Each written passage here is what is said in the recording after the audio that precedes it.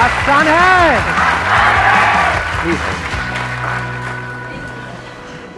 Love you sir. Love you too. Sir big fan, sir big fan. बाकी सब यहाँ time pass के लिए आए। तो क्या चाहते हैं आप, क्या होना चाहिए आज के सेशन में?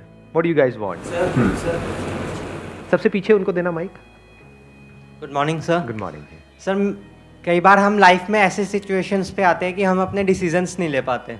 अपने माइंड को कैसे कंट्रोल करें, कैसे सही डिसीजंस ले लाइफ के लिए? हम डिसीजंस नहीं ले पाते लाइफ में। क्यों नहीं ले पाते हम? सर सही डिसीजंस नहीं ले पाते कई बार।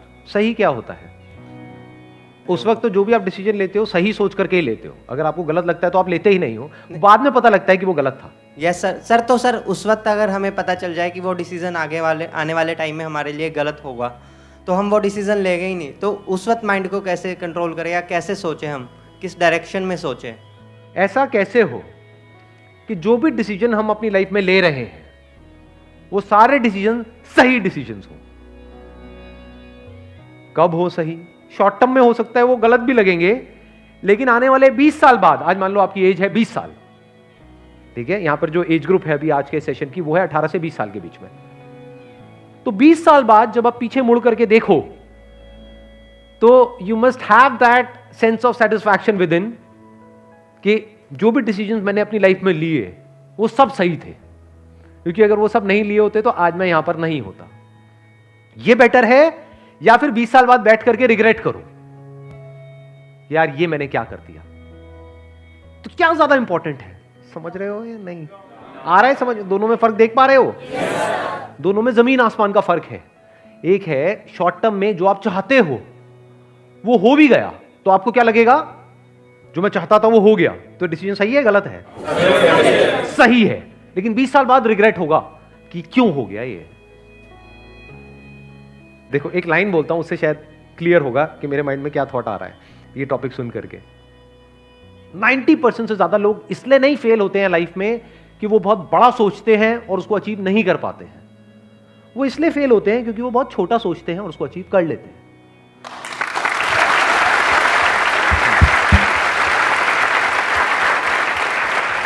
यानी लोग लाइफ में इसलिए नहीं फेल होते हैं कि जैसा मैंने चाहा वैसा नहीं हुआ। 90% लोग इसलिए फेल होते हैं जो आपने चाहा वो हो गया, क्योंकि चाहा ही इतना सा। मान लेते हैं कि अगर मैं एक टाइम मशीन में बैठ करके पीछे चला जाऊं, 18 साल पीछे चला जाऊं, और मेरी एज भी आपकी एज के बराबर है, मान लो 20 साल की है, तो अब मैं खुद को क्या सलाह दूंगा? खुद ही को मुझे देनी हो एक सलाह या एडवाइस देनी हो तो मैं क्या दूंगा? और वो एडवाइस ऐसी होनी चाहिए जिसके बाद में जो भी मैं डिसीजंस लूं अगले 18 साल में वो सारे डिसीजन सही डिसीजंस होने चाहिए। वो मैं आज देख सकता हूं, आप नहीं देख सकते। आपको पता है कि जो आप डिसीजन ले रहे हो वो सही है गलत है, वो तो 20 साल बाद समझ आएगा। फॉर एग्जाम्पल आप सिगरेट पी रहे हो तो ये डिसीजन सही है गलत है आज समझ आएगा? ये तो 10-20 साल बाद समझ आएगा ना।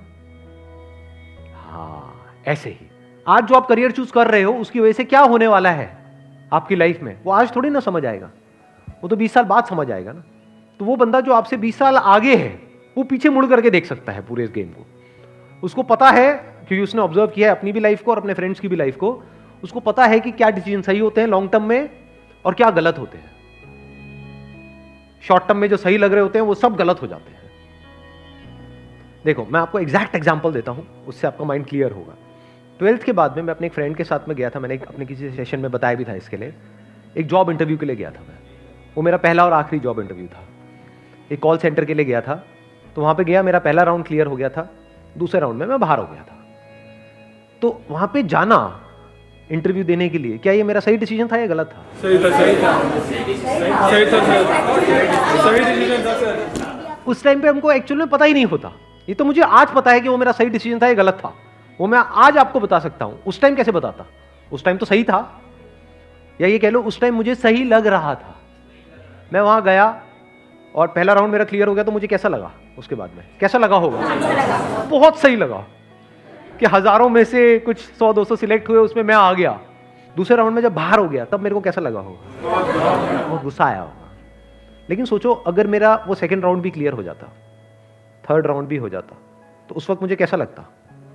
सही लगता है खराब लगता? बहुत अच्छा लगता।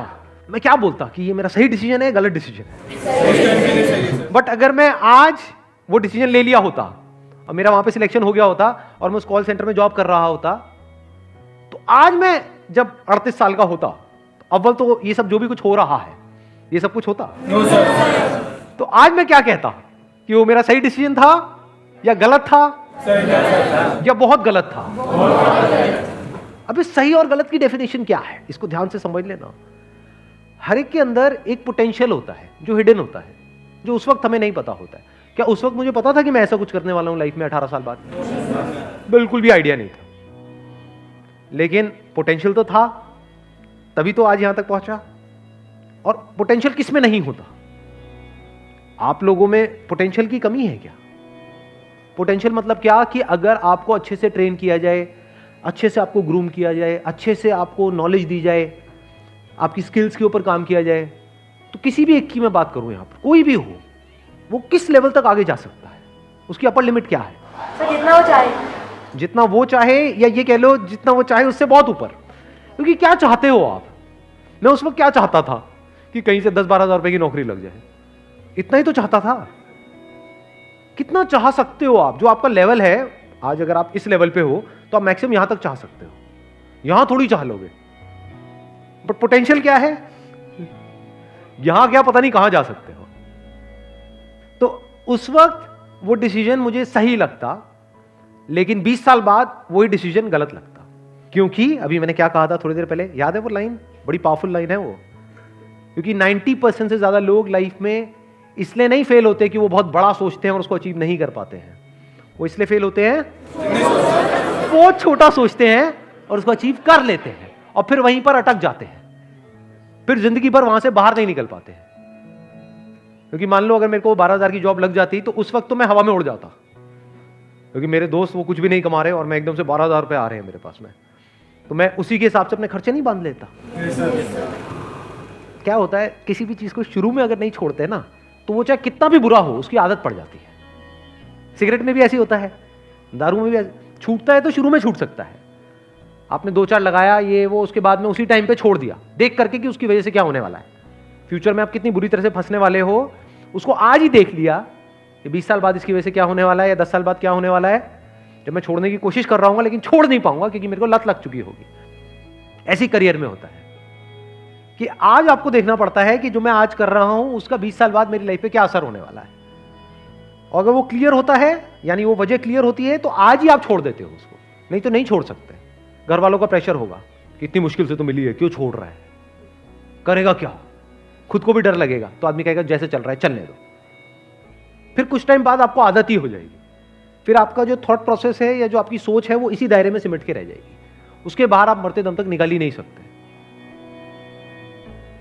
Never get into a comfort zone at this age. हाँ, कंफर्ट जोन जरूरी है if you are 30 year old, 40 year old, 50 year old, क्योंकि वहां कहां भटकते रहोगे, क्योंकि वहां पे आपके साथ में आपकी वाइफ भी है, बच्चे भी है, पूरी फैमिली है, सब कनेक्टेड। अभी कंफर्ट जोन में फंसने की जरूरत नहीं है, क्योंकि अभी जरूरत से ज्यादा कंफर्टेबल हो गए तो आगे जाकर के लाइफ अनकंफर्टेबल हो जाएगी। लाइफ में आगे बढ़ने के लिए ये इंपॉर्टेंट नहीं है कि आप क्या करते हो, ये ज्यादा इंपॉर्टेंट है कि आप क्या छोड़ते हो। ये बातें आज मैं देख सकता हूं, आप नहीं देख सकते इन सारी बातों। बहुत कुछ छोड़ना पड़ता है अलग अलग लेवल पे, तभी आप नेक्स्ट लेवल पे जा सकते हो। अगर एक लेवल से आप चिपक जाओगे तो उसके अगले लेवल पे कभी नहीं जा सकते। तो छोड़ देना होता है ताकि अगले पे जा पाओ, उसको भी छोड़ देना होता है ताकि और अगले पे जा पाओ, तभी नेक्स्ट जंप आप आता है। वो छूटता कैसे है? जब आगे कुछ बड़ा दिख रहा हो, तभी उस छोटे को छोड़ सकते हो। Wish you all the very best. Thank you so much for coming.